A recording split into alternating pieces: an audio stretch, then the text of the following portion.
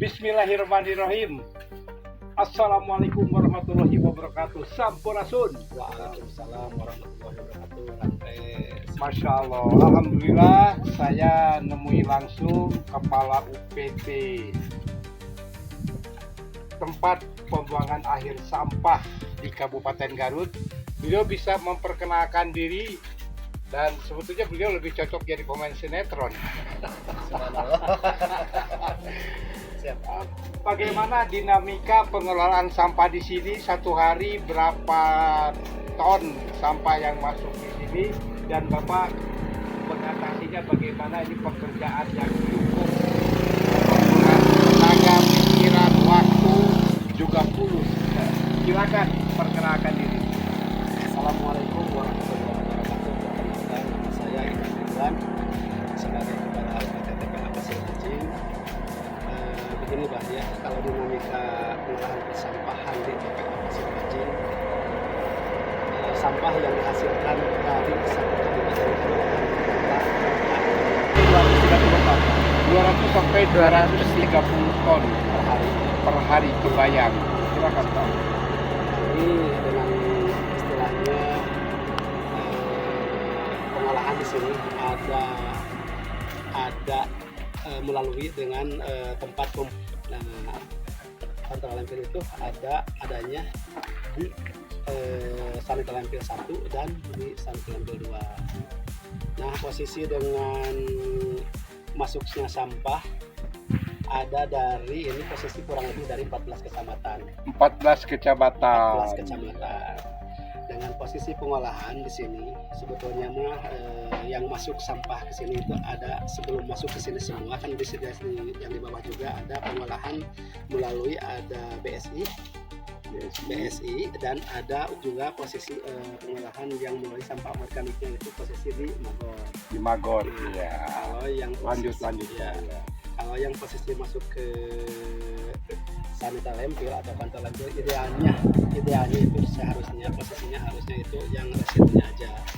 Tapi di kenyataan untuk sekarang masih ada posisi sampah domestik dengan posisi kapasitas yang hampir maksimal itu sekitar 220 sampai 230. Gitu. Ya, jadi memang idealnya itu sampah residu aja yang masuk ke sini. Tapi kenyataannya itu jauh dari yang diharapkan. Ya betul, masih. Oke lah, tolong Pak dihimbau warga Garut ini, tolonglah sama-sama, masalah sampah adalah masalah bersama. Tolong warga Garut dihimbau gitu, gimana sampah yang idealnya dibuang ke TPA, sampah yang harus dikelola sendiri, sehingga sampah ini menjadi berkah gitu. Ya, betul. Himbauan dari saya untuk pengolahan sampah, sebetulnya sampah itu harusnya bisa dikelola dari sumbernya. Bahkan kalau posisi minimal dari tingkat desa aja, dari tingkat desa optimalnya itu dari tingkat RT RW ya, dan tingkat RT RW posisi terkait kesadaran bahwa si sampah itu sebetulnya kalau diolah itu sangat bermanfaat Pak. Bahkan sangat bermanfaat itu dari sampah anorganik itu bisa untuk sedekah lah, untuk sedekah ke rekan-rekan yang bisa memanfaatkan. Dan yang posisi organiknya itu bisa dimanfaatkan kalau misalkan di kampungan bisa posisi untuk pupuk organik, dan yang bisa disisikan untuk pakan ternak. Bahkan yang lebih efektifnya bisa sambil mengelola maggot juga di rumah-rumah. Itu sangat bermanfaat sebetulnya. Jadi bisa menambah penghasilan keluarga, sangat sekaligus bersedekah. Betul. Iya, bersedekah dengan sampah pun bisa bersedekah. Ya Allah, bahkan Allah, ya. ada satu RW dari satu desa itu bahkan posisi si sampah itu khususnya dari anorganiknya itu bisa membebaskan pajak bangunan. Bahkan itu posisinya PBB ya, pajak bumi dan bangunan. Pajak bumi dan bangunan itu posisinya mereka itu posisi dikelola di desa. Bahkan alhamdulillah si desa itu sekarang posisi juga dalam pembinaan bekerja sama dengan LH juga. Desa mana itu Bapak? Kalau nggak salah itu Banjarsari. Ya kalau nggak salah berarti betul ya. Banjarsari itu posisinya bahkan itu mereka itu posisinya sudah mengolah, bahkan sudah mengolah juga TPS 3R itu sudah ada pengolahannya sangat bagus juga. Iya, menurut banyak saya. hari Sangat membantu. kecamatan. Kecamatan Samarang ya. Oh iya iya. Kecamatan Bayombong bukan Samarang, tapi berbatasan dengan Samarang. Itu alhamdulillah udah. Samarang Garut bukan Semarang Jawa Tengah. Bukan.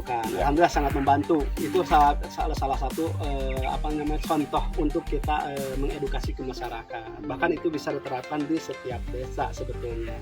Tapi mungkin ke depannya pengolahan sampah, bahkan pembuangan sampah yang diharapkan oleh saya, memang posisinya yang sampah yang dibuang ke TPA itu untuk memperpanjang usia TPA itu harusnya membuang itu residunya aja.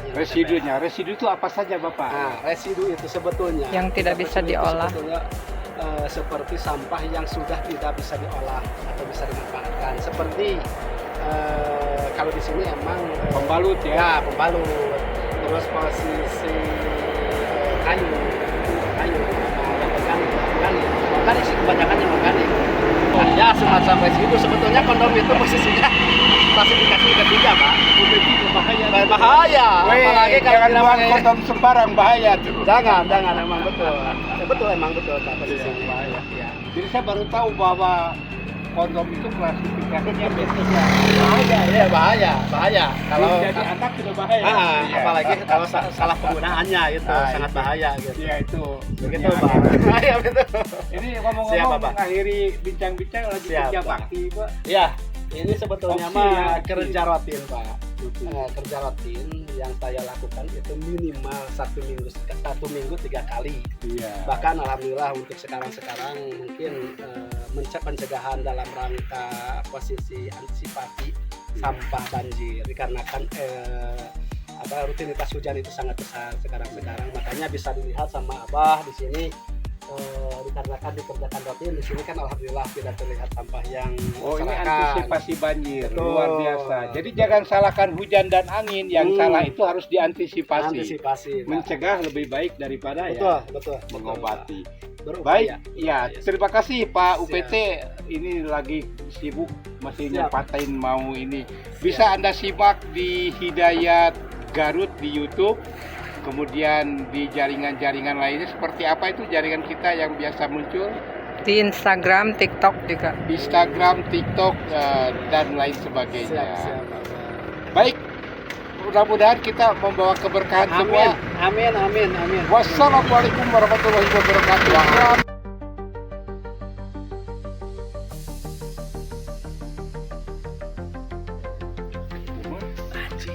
Abang Mas Subhanallah. alumni Pemda juga itu Pak ya. Memang alhamdulillah beliau masih bisa memanfaatkan masa tua itu dengan aktivitas yang bermanfaat.